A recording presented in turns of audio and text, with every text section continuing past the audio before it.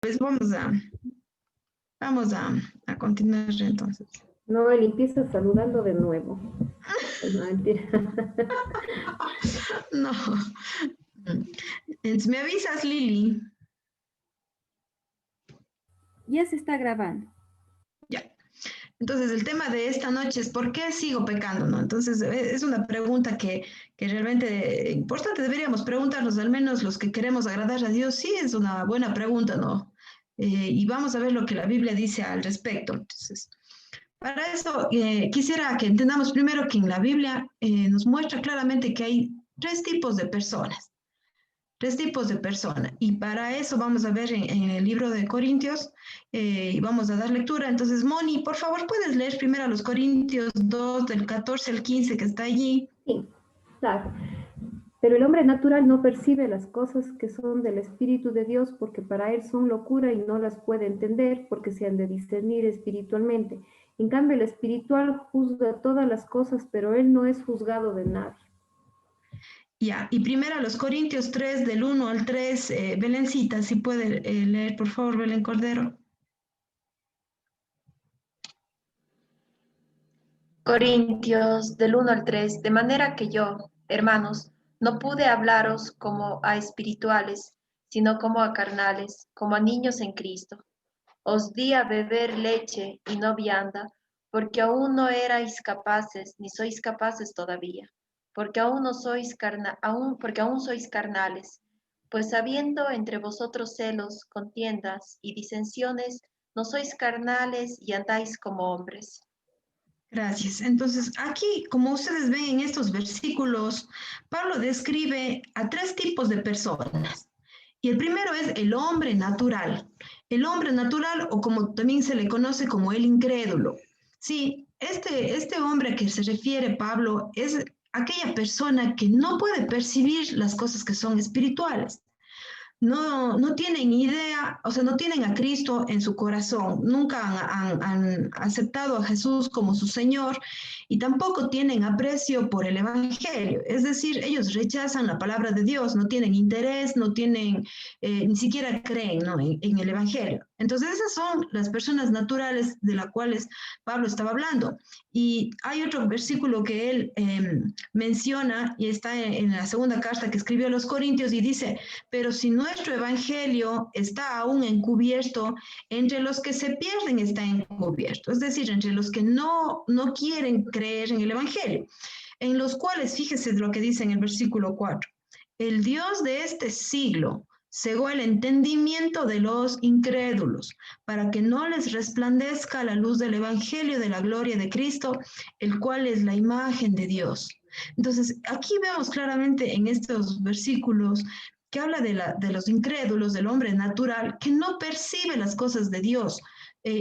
Para ellos el Evangelio de Dios, la palabra de Dios está encubierta, es decir, ellos no pueden entender lo que dice la Biblia. ¿Y es por qué? Porque dice que el Dios de este siglo, al Dios de este siglo se le conoce como también Satanás, como el diablo. Él dice que está cegando el entendimiento de los incrédulos. Es como que no pueden ver, tienen un velo en sus ojos, espiritualmente hablando. ¿Para qué? ¿Por qué? Para que no les resplandezca la luz del Evangelio. Entonces, por eso es que estas personas no pueden percibir lo que es lo espiritual. Es decir, para estas personas les da igual pecar o no pecar, viven la vida como les da la gana realmente, en otras palabras, aunque suene duro, pero es así, es verdad.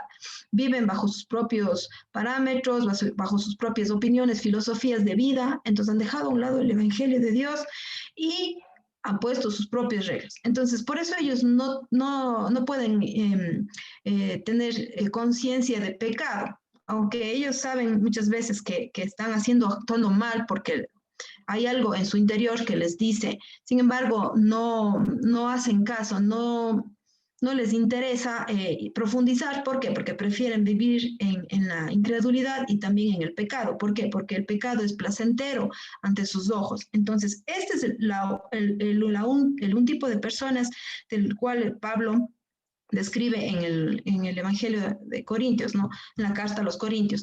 Ahora, vamos a ver el segundo tipo de persona. que habla Pablo, que vimos en los versículos que habíamos leído, es el hombre espiritual, dice.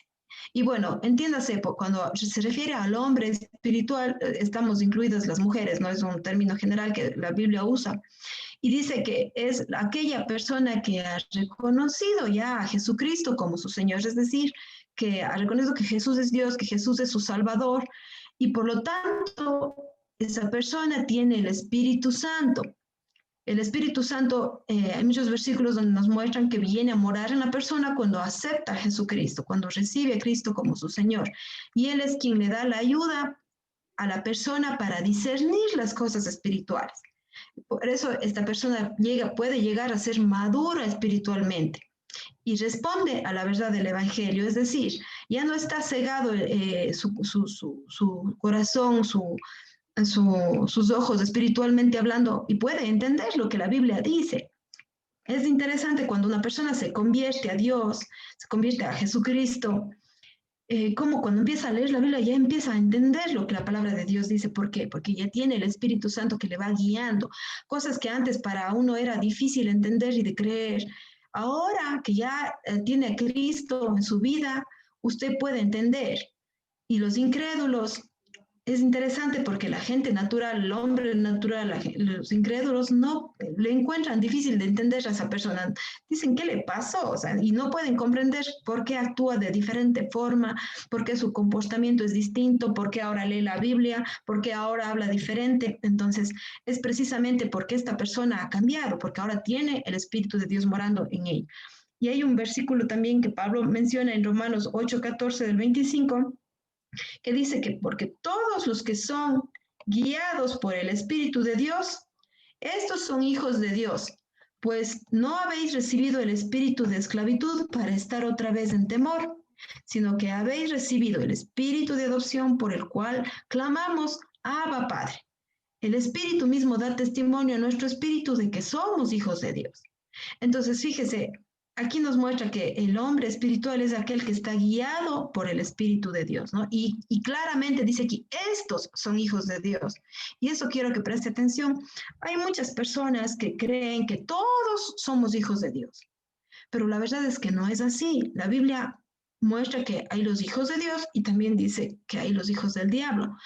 Los hijos de Dios son aquellos que han creído en Jesús, los que le han recibido. Primera de Juan 1:12 dice, mas a todos los que le recibieron a Jesucristo, a los que creen en su nombre, les dio el derecho, la potestad de ser hechos hijos de Dios.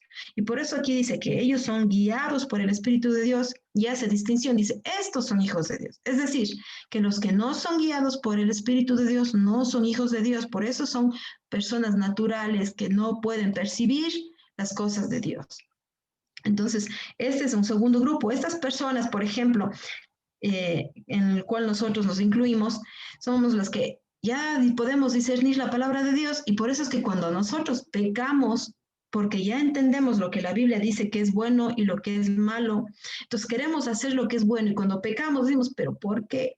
Y es interesante cómo los hombres naturales, la gente incrédula que vive en pecado todos los días, está viendo lo que los hombres espirituales, el hombre que ha aceptado a Cristo, el Hijo de Dios, está pecando, ahí sí está señalándole con el dedo, ahí sí cree en lo que dice la Biblia, porque ahí sí le dice, pero si la Biblia dice esto, vos haces esto, entonces ahí sí creen, y entonces están, el hombre espiritual, el Hijo de Dios, siempre va a estar ante los ojos del incrédulo, ¿no?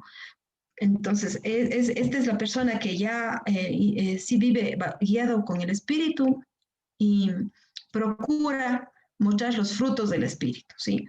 Tenemos un tercer grupo de hombres que Pablo describía, un tipo de persona que es el hombre carnal. Este es el último tipo de hombre que menciona, y este hombre carnal es aquel que ya ha sido regenerado, es decir, que ya ha nacido de nuevo, que ha aceptado a Jesucristo como su Salvador, pero continúa viviendo de forma parecida a los que no lo son, es decir, a un incrédulo. ¿Por qué? Porque aunque son creyentes, su comportamiento es infantil todavía, y tiene una vida cristiana inmadura. Está más preocupado por las opiniones de los hombres, de la sociedad, de la gente, que de lo que dice Cristo en su palabra. A estas personas, por lo general, son las personas que les cuesta que no quieren leer la Biblia, les cuesta leer la Biblia porque prefieren, por ejemplo, ver la televisión que leer, sentarse un momento a leer la Biblia. Prefieren irse a un paseo o estar con la familia que irse a la iglesia, por ejemplo. Prefieren pasar tiempo viendo en el internet, el Facebook, todas esas cosas que no digo que está mal, pero a orar, a sentarse un momento a orar. ¿Sí me entiendes? Es decir, o sea, da preferencia a todas las cosas menos a lo que realmente importa. Y aquí hay unos versículos que nos pueden ayudar a entender a esta persona, ¿no? Que es cristiano, pero vive de una forma carnal, viviendo bajo la influencia de la carne, ¿no? Del mundo. Y aquí en Gálatas 5, del 19 al 21, nos dice, ¿no?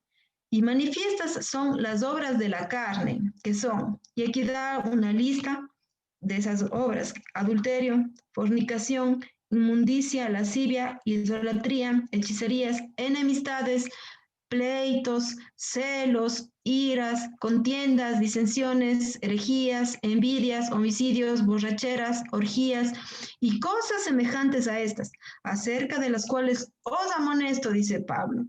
Como ya os lo he dicho antes, que los que practican tales cosas no heredarán el reino de Dios. Entonces, aquí vemos a estos hombres que aunque han sido regenerados, todavía siguen practicando. O sea, es como que el mundo les influencia más. Y fíjese que hay una lista, ¿no? A veces nosotros le ponemos una categoría a los pecados, ¿no? Pensamos, ay, es que este pecadito, por ejemplo, las iras, que se menciona aquí, pensamos que es menos importante o que no tiene trascendencia para Dios que, por ejemplo, la fornicación. Cuando Dios le pone bajo un mismo estándar las obras de la carne, son obras de la carne, tanto los pleitos, las enemistades, las borracheras, como la inmundicia, la lascivia, las orgías y todas esas cosas. Entonces, por eso Pablo le dice, yo les amonesto que ya no practiquen eso. Ustedes antes practicaban, ahora ya no practiquen. Es decir, que nosotros, los cristianos, lo que vamos a hacer es vamos a dejar de practicar esas cosas. Y muchas veces en ciertas áreas, como habíamos visto antes en estudios anteriores, hablábamos acerca del perdón. ¿Por qué todavía pecamos? Pues porque todavía tenemos la carne en nuestra vida, ¿no es cierto? Y vamos a ir poco a poco dejando eso. Pero, por ejemplo, los pleitos. Esto es algo que de pronto podemos todas estar todos los días podemos pelear con alguien. Podemos pelear con el esposo, con el papá, con los hijos, con la mamá, con los hermanos. Podemos salir, manejar en el carro con el que me pitó, con el que se me cruzó, o sea, podemos pasar en pleitos, ¿no es cierto? Entonces, ¿por qué yo sigo así, actuando así? Bueno, es un proceso, porque es un proceso, pero mientras más yo me acerco a Dios, mientras más yo paso el tiempo en comunión con Dios, más fácil me va a hacer dejar las obras de la carne. Pero si yo practico más las obras de la carne que las obras del Espíritu, que también tenemos las obras del Espíritu, entonces obviamente va a ganar de cual yo más me alimente. Ahora, el Espíritu y la carne están diametralmente opuestos el uno al otro. Esto se evidencia por sus obras y por sus frutos, es lo que decíamos. Y esta lucha la sostienen todos los cristianos diariamente. Y los cristianos esto no podemos vencer bajo nuestras propias fuerzas. Esto necesitamos de ley la ayuda del Espíritu Santo. Entonces aquí tengo una imagen de la carne y el espíritu, y está aquí, ¿no es cierto? Están dos personas y si ustedes ven están en un sub y baja, ¿no es cierto? En el un lado está la carne y si usted ve, en este caso pesa más la carne, entonces si es que usted practica más cosas de la carne, va a pesar más y el espíritu de pronto menos, entonces, o así lo contrario, ¿no es cierto? Depende de usted al cual le alimente más.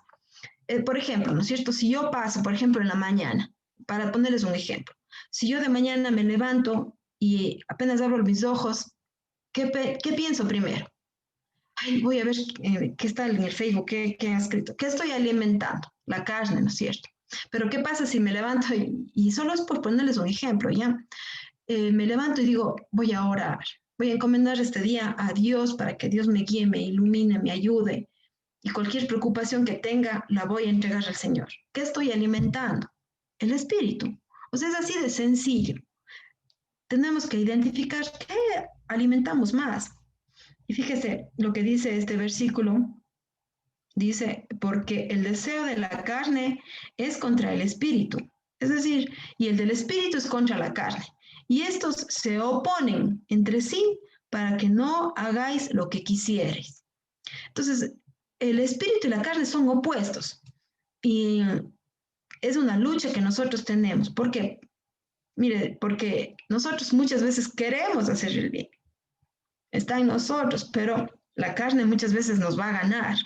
Nos va a ganar.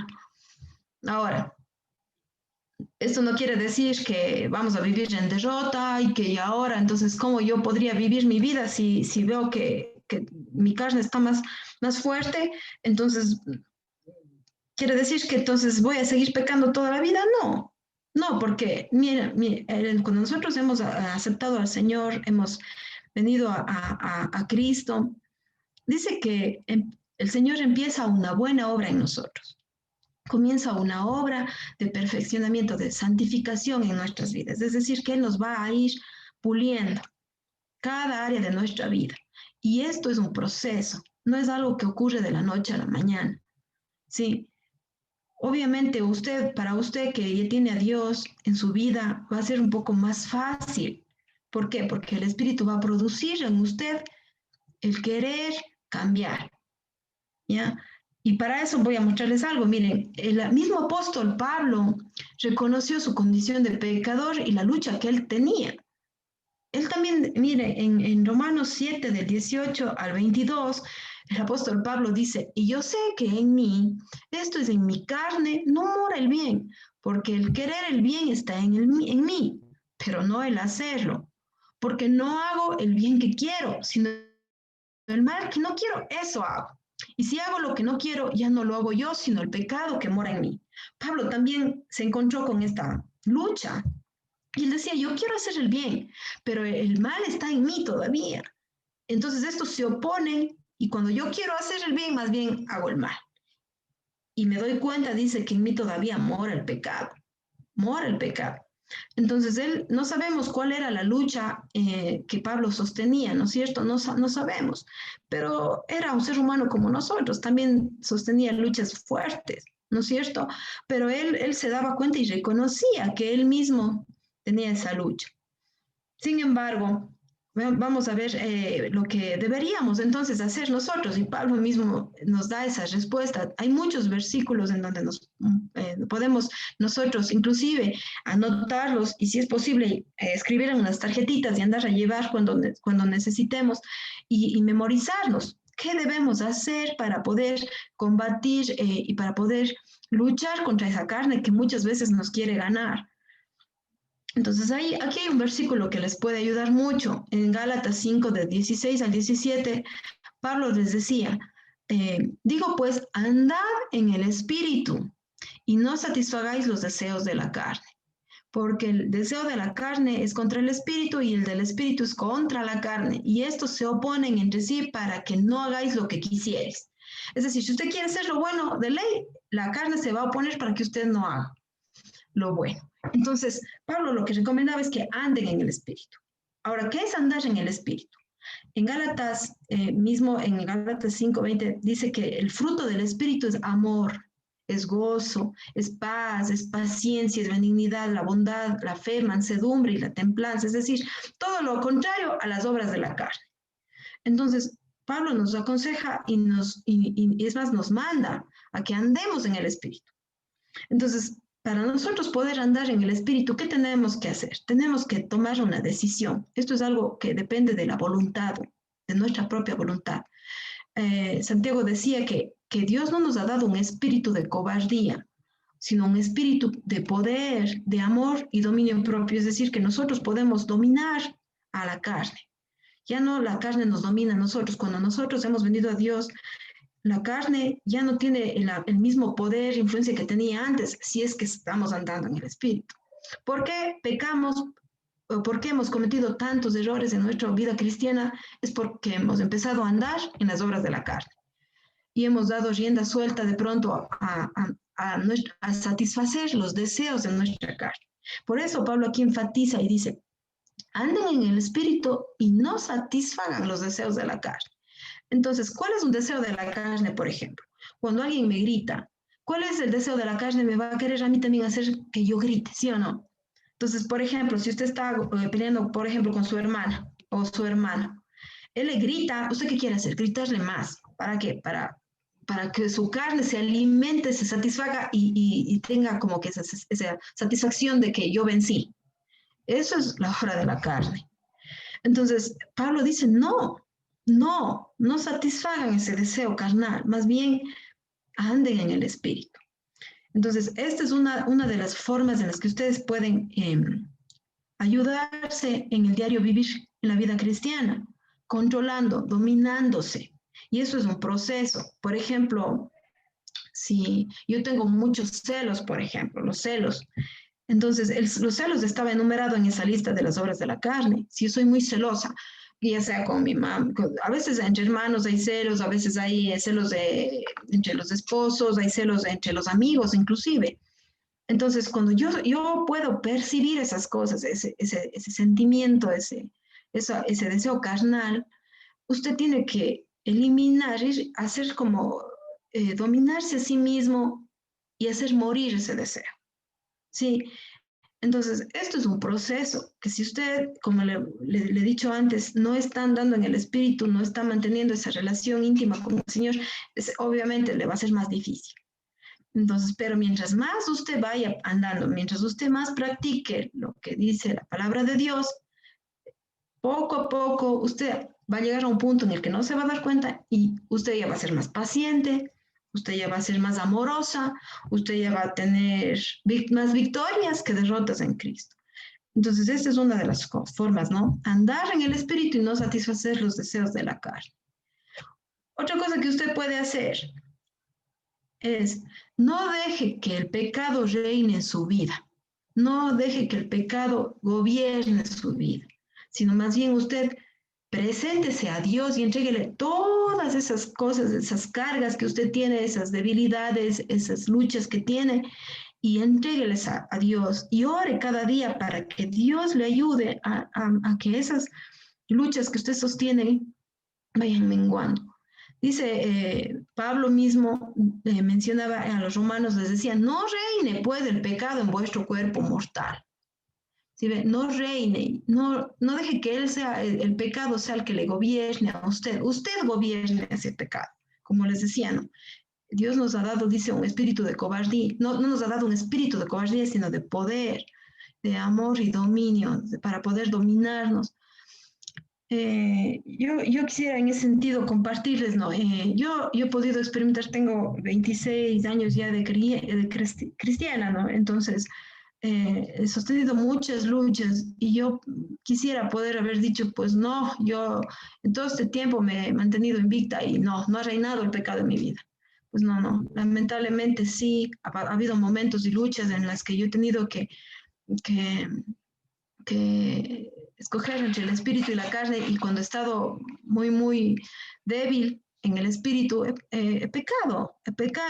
Y ahí es cuando el pecado empieza de nuevo a gobernar en el cuerpo de uno, a reinar, y uno sutilmente, no se da cuenta, pero sutilmente empieza a dominarle. Entonces, no debemos permitir eso, porque luego ese pecado, esa carga que hemos llevado, empieza a dominarnos y vienen con terribles consecuencias. Así que debemos tener cuidado. Dice, no le obedezcan a esa carne, no le obedezcan, no deje que reine para que esas concupiscencias, las concupiscencias son todo lo que su carne desea.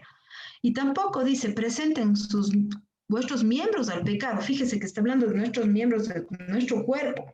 No debemos presentar, dice, al pecado como instrumentos de iniquidad.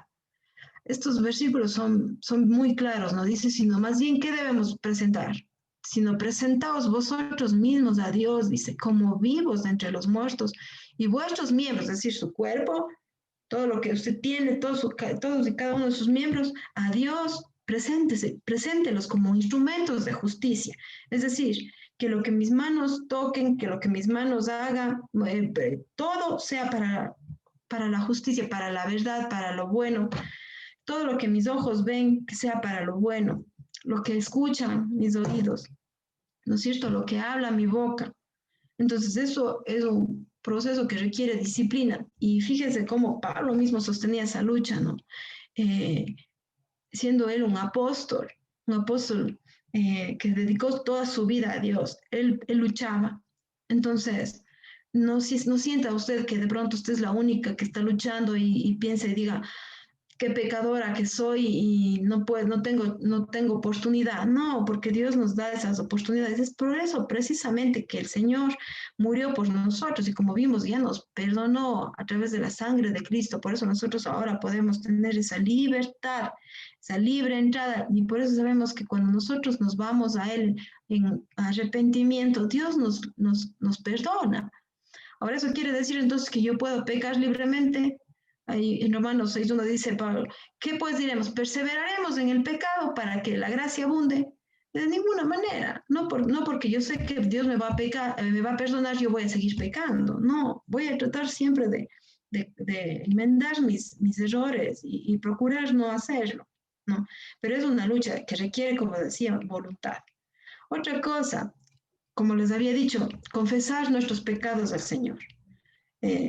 Primera de Juan 1.9 dice, si confesamos nuestros pecados, ¿no es cierto? Él es fiel y justo para perdonar nuestros pecados y limpiarnos de toda maldad. Si el Señor ha dicho que cuando nosotros vamos hacia Él arrepentidos, el Señor nos va a perdonar, nos va a limpiar de toda maldad. Recuerde que la obra que Cristo hizo en la cruz es la que satisfizo todos los requerimientos que Dios tenía para que nosotros pudiéramos ser perdonados, limpiados, lavados. Y eso habíamos visto ya en las lecciones anteriores, ¿no es cierto? Que el Señor nos perdona. Entonces, no debemos darnos por vencidos. Siempre como creyentes, como cristianos que somos, necesitamos, si hemos caído, levantarnos, ponernos de pie y volver a servir al Señor, volver a glorificarle y como dice un versículo, levantar nuestras manos que se han caído, nuestras rodillas que ya están paralizadas, tal vez se paralizaron por el pecado, volverlas a usar. ¿Para qué? Para la gloria de Dios. Entonces, confiese su pecado. Si es que usted hoy día, por ejemplo, usted dice, ya me voy a proponer no pelear con mi ñaña, o me voy a proponer no pelear con mi esposo, o con mis papás, o con mis compañeros de trabajo, ya no voy a... Y usted cuando se proponga eso va a darse cuenta que va a venir más tentaciones, más ganas de pelear, van a presentarse cosas que le van a usted a querer tentar para que justamente donde usted quiere mejorar, ahí mismo va a presentarse la tentación y usted se va a dar cuenta. Y entonces cuando vea eso es porque usted debe darse cuenta de que el espíritu está queriendo que usted cambie, pero también tenemos, como dice la Biblia, una lucha contra nuestra carne y el diablo, dice la Biblia, ¿no? Que es el que anda cegando nuestro entendimiento, el que quiere destruir, que quiere robar el gozo, que quiere matar, todo lo que representa a Dios. O sea, él quiere acabar con todo lo que es Dios y se opone a Dios. Entonces, usted va a tener cada día una lucha y va a tener que pararse firme, ¿sí? Porque si no, vamos a ser muy susceptibles y vamos a caer fácilmente. Entonces, usted cuando se proponga cambiar en alguna área en la que usted está luchando, sepa que le va a venir tentaciones en esa área, ¿no? Le van a venir pruebas, pero usted tiene que seguir adelante, o sea, no tiene que desanimarse porque uno a veces piensa ya no voy a poder, uno dice no voy a poder, pero acuérdese de ese versículo que dice, ¿no es cierto? Que Dios no nos ha dado un espíritu de cobardía, sino uno de poder, de amor y de dominio propio. Entonces, el problema a veces es que nos olvidamos de eso. Y a veces el enemigo mismo nos pone en nuestra cabeza, no, es que no vas a poder, no, es que tú no puedes, o tú no sirves, no vales. Entonces, esa va a ser su lucha, el espíritu y la carne. Así que usted va a tener que seguir luchando con todas sus fuerzas. Y otra cosa que debería usted saber y que puede hacer para poder avanzar y no pecar es que recuerde que usted está en un proceso de perfeccionamiento. Dios nos está perfeccionando cada día. Y fíjese que dice que el que comenzó en nosotros la buena obra, la irá perfeccionando. No dice hasta mañana o hasta pasado mañana o hasta que acabes de leer la Biblia, toda la Biblia, no. Dice que Él la va a ir perfeccionando hasta el día de Cristo Jesús. Es decir, cuando venga el Señor, cuando volvamos a estar en la presencia del Señor, hasta ese día Dios va a perfeccionar. ¿Por qué? Porque en este mundo lleno de pecado y de maldad, nuestra naturaleza mismo, nuestra carne que nos hace pecar, es esa lucha que no nos permite, ¿no es cierto?, vivir, digamos, de una manera santa como quisiéramos nosotros. Pero nosotros sabemos que Dios nos ha prometido que Él que comenzó en nosotros esa buena obra la va a perfeccionar. Esto no tiene que ver con la salvación. Y a Dios, cuando nosotros nos entregamos a Cristo y le reconocemos como nuestro Salvador, Él ya nos ha salvado. Ya tenemos como comprada por medio de Cristo la vida eterna, porque Él la compró, Él la pagó, Él pagó ese precio. Entonces, nosotros ya no tenemos que pagar ese precio. Lo que sí es nuestros frutos, lo que nosotros vivimos, y en base a lo que nosotros hacemos, dice el Señor que vamos a recibir recompensas. Entonces, mientras yo más deseche la carne y viva en el Espíritu, yo sé que Dios se va a glorificar en mi vida. Y un día el Señor recompensará esas cosas, esas buenas obras, esas luchas, esas batallas que sostuve y las batallas que las he ganado. Yo sé que el Señor va a decir que bien, buen siervo fiel, dice el Señor, esas van a ser las palabras del Señor. Entonces, necesitamos solamente tener bastante voluntad, dominio propio, y tomar decisiones en nuestras vidas. Entonces, de que seguimos pecando, sí, vamos a seguir pecando. Eso es algo que es inevitable. Mientras nosotros estemos en esta carne, vamos a seguir pecando. Pero sabemos que ya Dios nos ha provisto de armamento, equipamiento espiritual para poder luchar con eso. Yo les recomiendo también si pueden, en su casa, lean Efesios capítulo 6. En los últimos versículos está hablando sobre la vestidura espiritual, en Efesios 6, y ahí habla sobre una armadura. Usted va a ver una armadura que dice que nosotros debemos ponernos, ¿no? Entonces, usted ha visto los soldados, cómo se ponen en la antigüedad, los soldados romanos usaban un yelmo aquí, la coraza, tenían un escudo y se protegían bien, ¿no es cierto? Pablo también menciona a esa misma armadura que nosotros debíamos ponernos, pero habla sobre la oración, habla sobre la fe, habla sobre leer la palabra de Dios, habla sobre predicar el Evangelio. Mientras más usted esté ocupado en las cosas del Espíritu, menos tiempo va a tener para estar ocupado en las cosas de la carne. ¿Sí? Entonces eso nos va a ayudar a todas, porque todas estamos en ese proceso de perfeccionar de nuestras vidas, de santificarnos. Y un día, hasta cuando venga el Señor, lo vamos a lograr. Entonces, yo les animo a cada una de ustedes, identifíquense en qué tipo de persona está usted, en qué tipo de persona está viviendo usted. Usted es de la persona que de pronto es la persona natural, el hombre natural, que todavía no percibe las cosas de Dios porque tal vez no tiene a Dios en su vida. O usted también ya es una persona espiritual porque ha aceptado al Señor, pero está luchando, ¿no es cierto? Ahora, la persona carnal es la que está practicando constantemente el pecado. Es como que no está luchando, solamente se deja llevar por el pecado, ¿sí? Es decir, por ejemplo, que si viene una persona y me pita, me mete el carro de una, yo ya le mando las malas palabras, yo ya le insulto, es más, acelero y le voy cruzando el carro. O sea, son actitudes, ¿sí ve? Son actitudes que se demuestra que usted da rienda suelta a la carne. Pero, en cambio, el hombre espiritual es aquel que, me pitó, tengo ganas de responderle, pero no lo voy a hacer porque yo sé que Dios me dice que no lo haga. ¿Ya? Entonces, cuando una persona quiere vivir una vida que agrada a Dios, se va a ir controlando poco a poco, y no porque esa persona tenga sea más o menos que otro cristiano, sino porque quiere agradar a Dios. Y esa es la actitud. Yo hago algo no porque quiero agradar a los hombres o porque quiero que me digan, ay, qué lindo la Eli, cómo se porta, qué bella esa chica. No, no, no. Es porque yo quiero agradar a Dios. Eso es mi motivación. Si usted necesita algo para que usted, una motivación para que usted pueda mejorar su vida cristiana, debe ser siempre Cristo. Él es el único digno de toda nuestra gloria, de todo nuestro honor. Todo lo bueno que nosotros podamos hacer tiene que ser para Él y por Él, porque el Señor dio todo por nosotros. Él dio su vida por nosotros. Él nos ha librado, nos ha salvado y lo menos que podemos hacer es serle agradecidos, ¿no es cierto? Entonces, esa actitud es la que nosotros debemos tener y yo espero que ustedes puedan entender esa palabra que Dios nos quiere transmitir también y que les pueda servir en su vida diaria. Son cosas que realmente nos va a tomar tiempo, pero valen la pena, ¿no? Vale la pena y no hay que desesperarnos, ¿no? No hay que desesperarnos ni tampoco darnos por vencidos fácilmente. Tenemos que darle la lucha a esa carne.